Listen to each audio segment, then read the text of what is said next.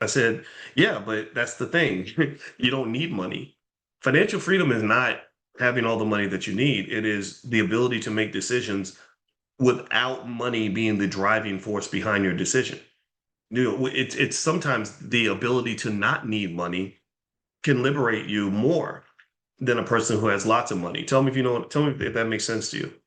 Because what's happened is there's a term in mathematics they call it orthogonality. Orthogonality is where like you're talking about a whole nother dimension that's like disconnected from the dimension that you're in. It's like for example, I got up this morning and I went for a run and I wasn't affected by the cost of chicken in China.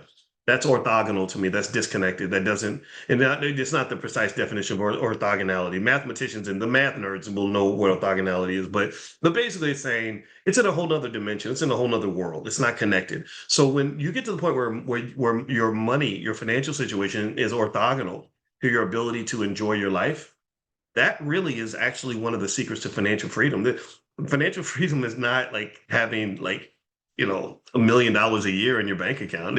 Financial freedom is where I can get up and I can be happy and I don't need to go and take a check from my oppressor in order to be happy. I don't need to go spend time with people I don't like. I don't need to go and do things that I don't want to do because I'm okay. I'm good. I'm within my means. So a lot of times I think we get trapped into slavery because we chase a lot of waterfalls.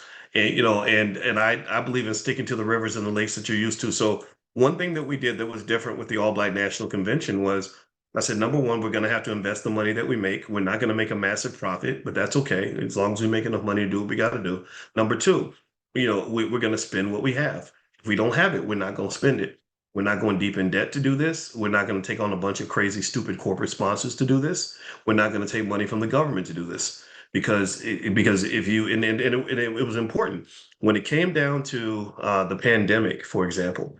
There were lots of conversations that you were not allowed to have during the pandemic. You all remember that in the pandemic, there were certain discussions that were just off limits, and we had Rizza Islam speak at our 2021 convention. Rizza is a great friend to the B1 community. He's been a part of a lot of things we've done.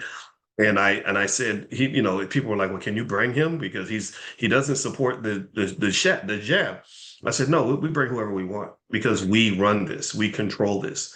So a lot of times, freedom and power is not about conquering the world or having all the money in the world. It's really about having your space and saying, this is my space, and keeping that space clean and pure and connected to your decision-making authority. You maintain the authority. So your house is your space. Why do you need another house? Why do you need other spaces? Why do you need to have all that's down there? Right? All that is lust and desire and greed. And lust, desire, greed, dreaming big and all that. You got to be real careful about that because your dreams will suck you into a nightmare. I've seen so many people who are like, like even when we talk about, for example, black athletes starting a sports league, I never understood why they haven't done it. You should have had your own league 30 years ago.